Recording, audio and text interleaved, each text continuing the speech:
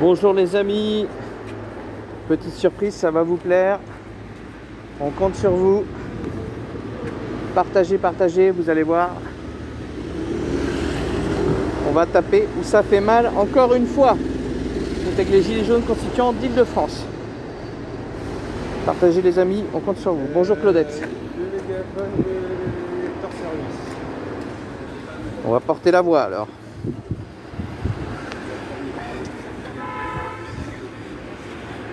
C'est parti.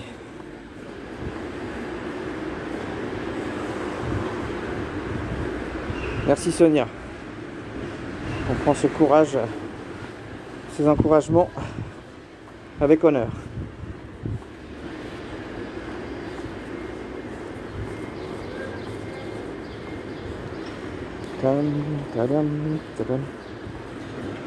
Bonjour Jean-Pierre, merci d'avoir partagé.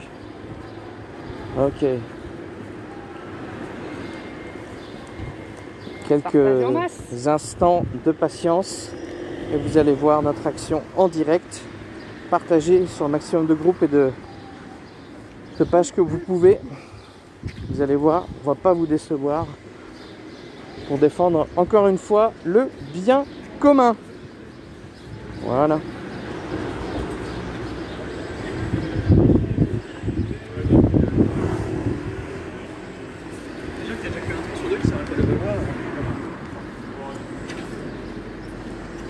C'est parti. Bonjour Jao, bonjour Fauzi. Allez, c'est parti. On est parti. Hop.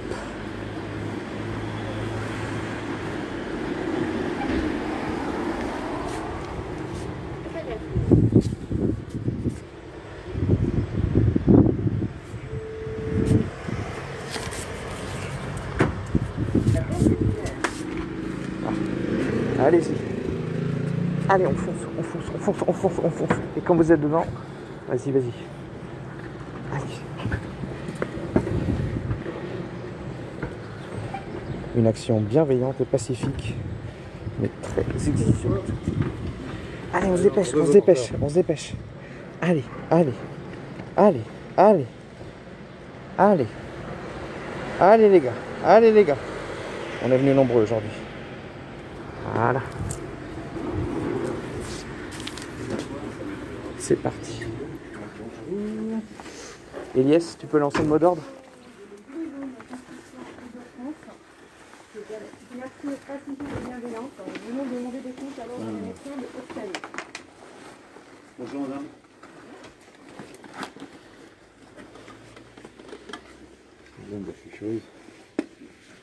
Voilà. Voilà. On demande Hugh Christian, le président. Bonjour, nous demandons Youb Christian. C'est une action pacifique et bienveillante des Gilets jaunes constituants. Nous demandons à être reçus par quelqu'un de l'ordre des médecins, donc pourquoi pas Youb Christian. Nous avons des questions à lui poser au nom des Français. Approchez-vous madame. Monsieur Hugh Christian? Monsieur Hugh Christian? Monsieur Hugh Christian? Monsieur Hugh Christian? Monsieur Hugh Christian? Il n'y a qu'un personne aujourd'hui. Ah bonjour madame. Oui. Il n'y a personne. Ah bah ça, il n'y a que des gilets jaunes, alors on est entre gilets jaunes. C'est pas grave, on va vous sensibiliser à ce problème. Pourquoi lorsque nous venons à l'improviste, comme la dernière fois à Paris, au Conseil national de l'ordre de Paris, on nous dit il n'y a aucun médecin, il n'y a aucun responsable. Or, c'est bien les responsables que nous voulons voir dans la gestion désastreuse du Covid-19, de la crise sanitaire, et entre autres de la complicité du Conseil national de l'ordre des médecins par rapport à des politiques gouvernementales qui ont promu de facto l'euthanasie dans les EHPAD, qui ont empêché en fait de traiter, de soigner, d'abréger les souffrances de ceux qui étaient atteints du Covid-19 et qui avaient des problèmes respiratoires. Pourquoi, lorsque nous venons, il n'y a aucun responsable, seulement des secrétaires, seulement des administratifs? Où sont-ils? Pourtant, nous sommes ici au conseil départemental des Hauts-de-Seine et nous appelons Monsieur Hugh Christian à venir nous voir. Parce que la question, c'est que il n'y a que des salariés ici, il n'y a que des administratifs. Pourtant, c'est bien une procédure qui va être lancée contre le professeur Péronne, qui a eu le courage de dénoncer un certain nombre de dysfonctionnements, un certain nombre de conflits d'intérêts entre le Conseil national de l'ordre des médecins et les laboratoires pharmaceutiques. Là, il y a du monde. Là, il y a du monde en moins d'une semaine pour lancer, en fait, des enquêtes préliminaires contre le professeur Péronne. Et quand nous arrivons ici, au siège, à Levallois-Perret, du conseil départemental de l'ordre des médecins, on nous dit, comme à Paris, « Oh, il n'y a personne, il n'y a que des salariés !» Alors on va aller voir si monsieur Christian Hughes est par là-bas. Allons-y les amis. C'est le Covid sidéral ici, hein. On va aller voir monsieur Christian Hughes. Allô, monsieur Christian Hughes. Eh ben, apparemment, d'après Liberté de prescription Bonjour. pour les médecins. d'après ce que j'ai compris, donc effectivement, tout le monde est en télétravail. Ouais, d'accord. Donc, Ah, vous voyez, c'est ça, hein. Ils sont sur la brèche. Voilà.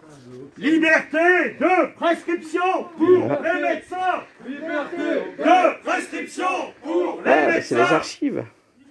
Bon, bah, effectivement, nous constatons qu'il n'y a personne sur le pont. Il n'y a personne sur le pont, les amis. Se roulent les bonbons, hein. Évidemment, là, on est sur un jour apparemment de congé. Hein, pleine semaine, comme tous les jours. Mais non, mercredi, il y a les gosses. Donc, Donc, nous constatons avec vous, hein, nous sommes au Conseil national de l'ordre des médecins des Hauts-de-Seine et il n'y a personne. Liberté de prescription pour les médecins. Voilà. Même le trésorier n'est pas là. Même le trésorier n'est pas là. Bon, voilà. Évidemment, notre opération est bienveillante et pacifique. Nous ne dégraderons rien. Si on trouve un dossier secret... Signe Bon, de l'OMS ici, hein, vraiment. alors... Ah bah, on peut demander un contact. On pensait que le Conseil national de l'ordre des médecins et entre le Conseil départemental des Hauts-de-Seine était sur le pont.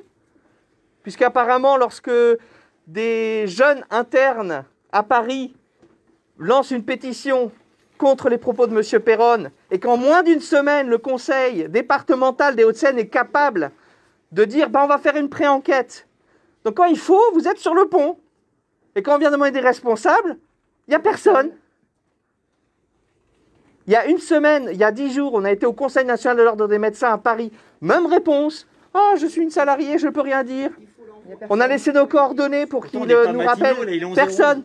11h11, les mecs, qu'est-ce qu'ils font? Ils se roulent les bonbons en permanence. Quels sont leurs horaires à vos employeurs, à vos patrons là?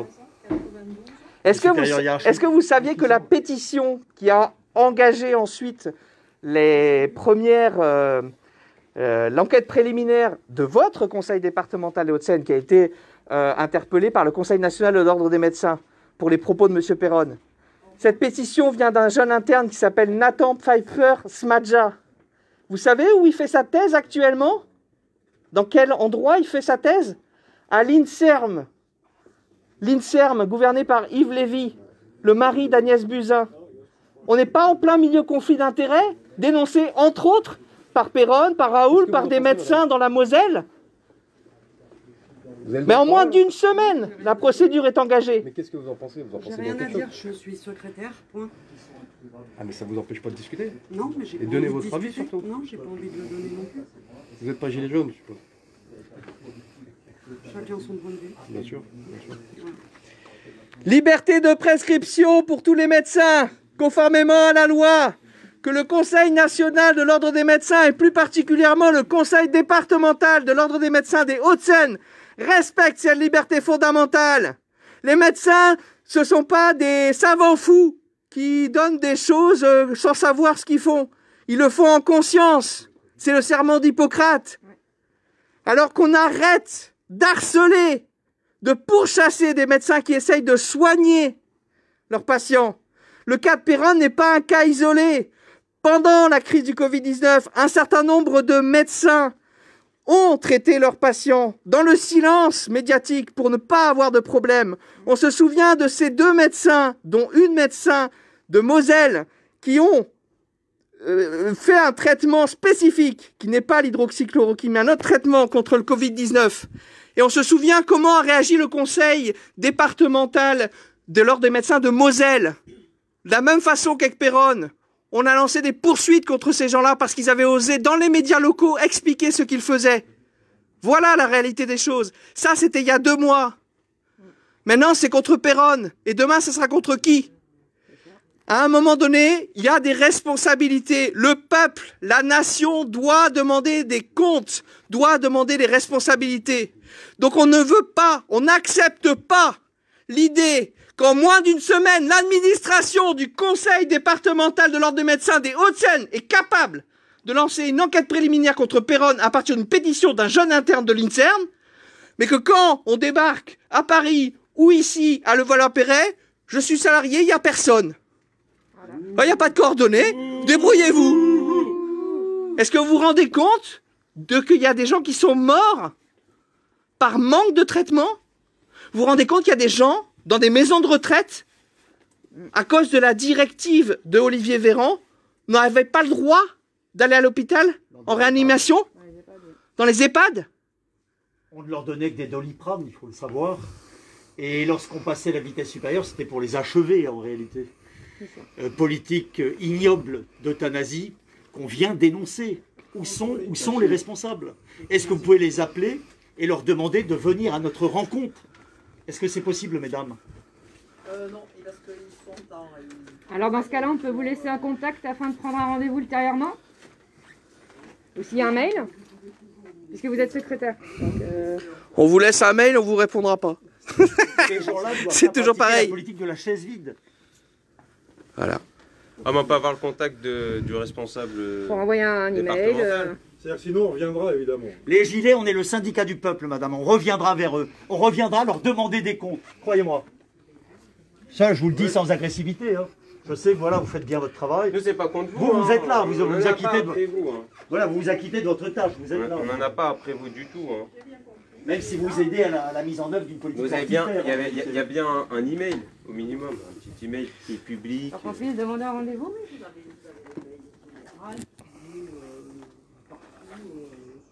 Vous pouvez me l'écrire sur un petit papier, Vous l'avez vous directement. s'il vous plaît?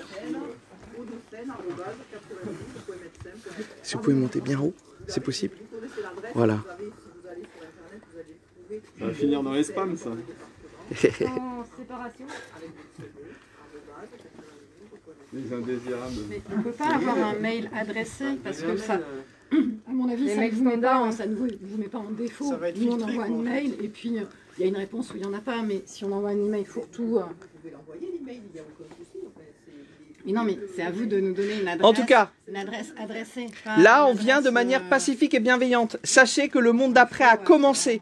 Le peuple, la nation, demandera et continuera à demander des comptes. Et pas juste les soignants dans les manifestations avec les citoyens.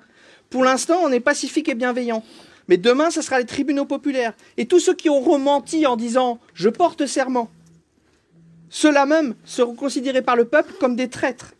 Le mot est fort, je sais, mais c'est le cas. Parce qu'à un moment donné, nous sommes au 21e siècle et les Chinois font mieux que nous dans une gestion de la crise sanitaire. Des corporations aussi vieilles que le Conseil national de l'ordre des médecins doivent être des contre-pouvoirs de fait par rapport à une politique du gouvernement si elle est dysfonctionnelle. Vous avez accompagné ce chaos gouvernemental. Et quand vous avez au sein de votre conseil des gens qui sont des lanceurs d'alerte, vous voulez les remettre la tête sous l'eau. Donc il faut arrêter de jouer ce jeu-là. Nous n'acceptons plus ces jeux. D'intérêt, voilà, il y en a marre. Vous avez quand même suffisamment d'éléments vous-même. Vous allez sur les réseaux, un tant soit peu. Vous devez quand même comprendre que vous servez des véritables des êtres malfaisants, hein, qui trahissent le peuple, qui trahissent les intérêts du peuple. Les meurtriers, des assassins. Voilà, c'est une politique criminelle. On est là pour ça. Et au sein même des institutions, la Cour des comptes, qui est une institution tout à fait officielle, c'est pas la Cour des Gilets jaunes, c'est la Cour des comptes de hauts fonctionnaires. Elle a pointé des manquements graves du Conseil national de l'ordre des médecins dans 2 choses. La gestion financière du patrimoine du Conseil. La deuxième chose, et c'est pour ça qu'on a mis l'ordre des médecins couvre des prédateurs sexuels, c'est pas une façon de parler, ça a été avéré par la Cour des comptes, où à un moment donné, des médecins, souvent dénoncés par d'autres confrères, pour des abus sexuels, soit sur des enfants, soit sur des patients ou des patientes adultes, il n'y a pas eu de poursuite. C'est une bande de pointus. Ou alors il y a eu des poursuites, mais ils continuent à exercer. Des condamnations pénales. Vous imaginez? Vous imaginez le niveau? Donc les gens sont horrifiés, horrifiés. Le Conseil national de l'ordre des médecins aurait dû être un contre-pouvoir qui dénonçait en pleine crise sanitaire, peu importe les conséquences, et même si vous n'aviez pas tous les éléments, de dénoncer ce qui était à dénoncer. Vous êtes dans la complicité de gens qui disent « Oh, on a fait très bien, un fromage de la République, c'est devenu un fromage puant de la République et d'une République inféodée au nouvel ordre mondial. C'est ça la réalité. Voilà. Nous, on veut que le peuple soit souverain à nouveau. Vous comprenez? On est dans une optique démocratique, de démocratie directe. C'est ça qui nous conduit ici. En termes de médecine, ce n'est pas aux politiques ni aux lobbies de diriger la politique de santé française. Voilà. On a bien vu. Donc l'ordre des médecins est d'autant plus coupable qu'il a la position pour dominer normalement les lobbies et le politique, mais il se couche et il collabore, quoi. Donc c'est à ce niveau-là que ça ne va pas du tout. C'est la médecine du Dr Knock et de Big Pharma qu'on vient dénoncer ici. Vous comprenez? Et moi, je suis quand même atterré. Je refais un tour pour nos internautes. On a quand même 300 personnes en direct. Voilà. On est au conseil départemental de l'Ordre des médecins des Hauts-de-Seine. Il n'y a personne sur le pont. On peut venir avec un masque et faire son travail. Et être sur le pont et répondre à nos questions. Voilà. Il y a une brave dame qui travaille, la comptable. Bravo, la comptable. Mais le reste, il n'y a personne. Voilà.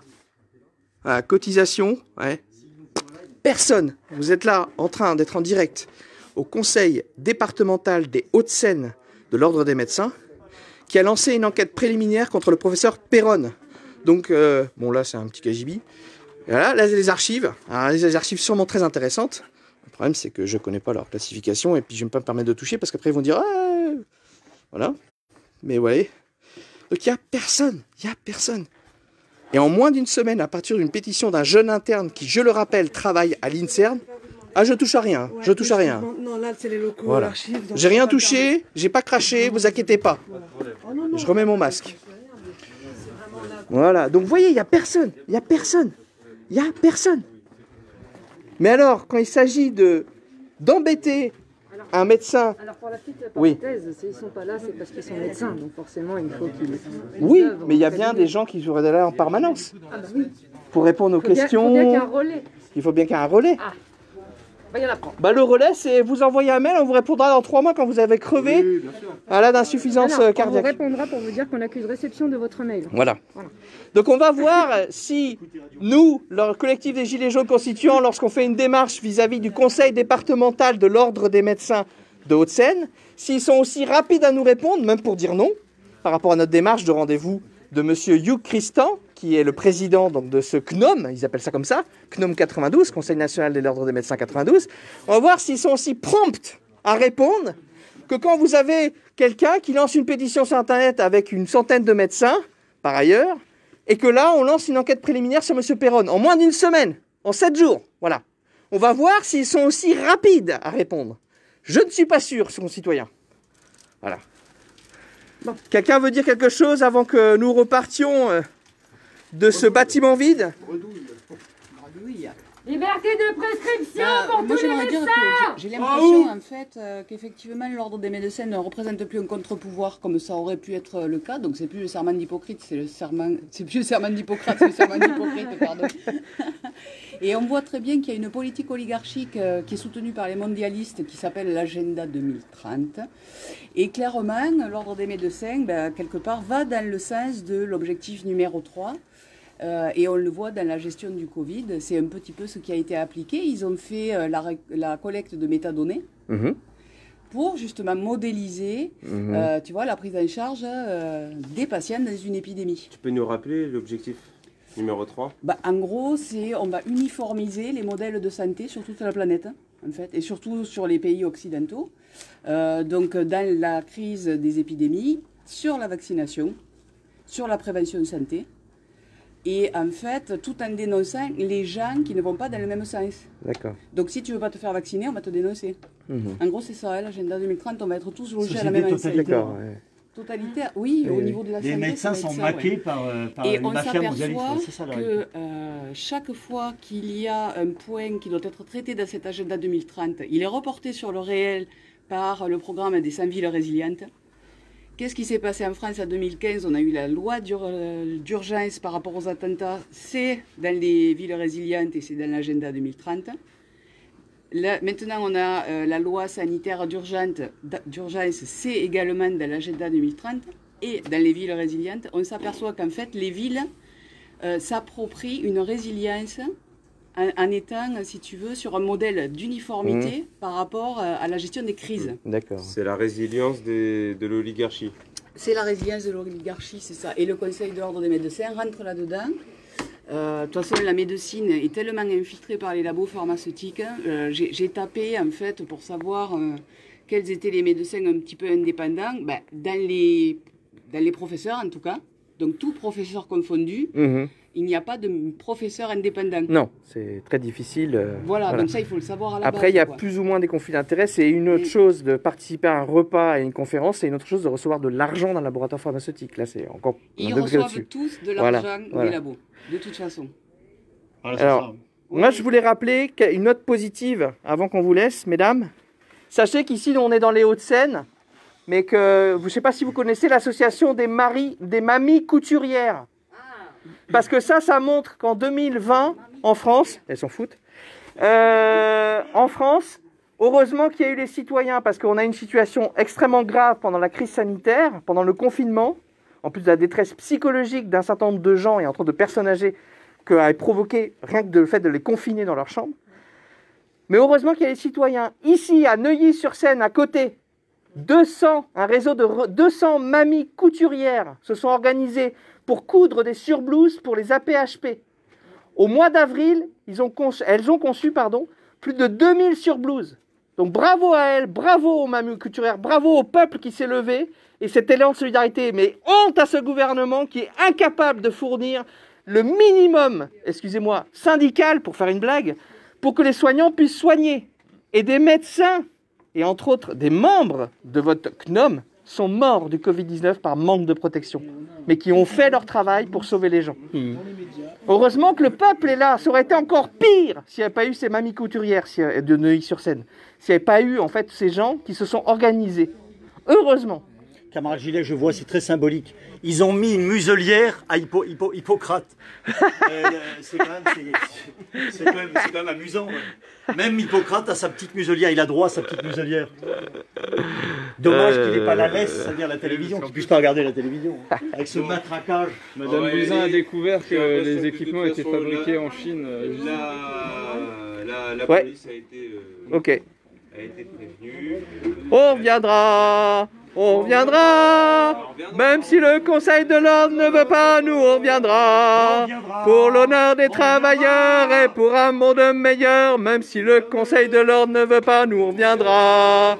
On reviendra, on reviendra, même si le Conseil de l'ordre ne veut pas, nous on reviendra. Pour l'honneur des travailleurs et pour un monde meilleur, même si Macron ne veut pas. On va pas. On viendra. Fred, une photo. Voilà les amis, donc on vous ment pas, hein. Excuse-moi Christelle. Hop. Voilà. Il n'y a personne. Il n'y a personne. On n'est pas mi-juillet, hein. On n'est même pas début juillet. J'aimerais rajouter quand même que l'ordre des médecins est voué à disparaître. Hein. Ouais. Dans le nouvel ordre mondial, ça existera plus. Dans l'agent 2030. Ah oui. Voilà, profitez pour les photos.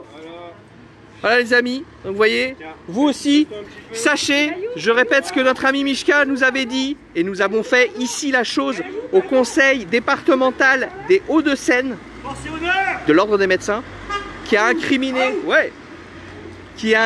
donc Perron, qui a lancé une enquête préliminaire suite à une pétition du jeune interne de l'INSERM. Eh ben, il y a du soutien là, voilà. Vous voyez, c'est pas mort, la flamme n'est pas morte. Mais voilà. Il y a plusieurs conseils départementaux aux ordres du médecin dans 93, dans l'Est de la France, en Bretagne. Allez, faites vos équipes et faites comme nous. Voilà. Merci à vous. Responsable. Les amis, force et honneur. Sanitaire scandaleuse. À bientôt. Et on va continuer.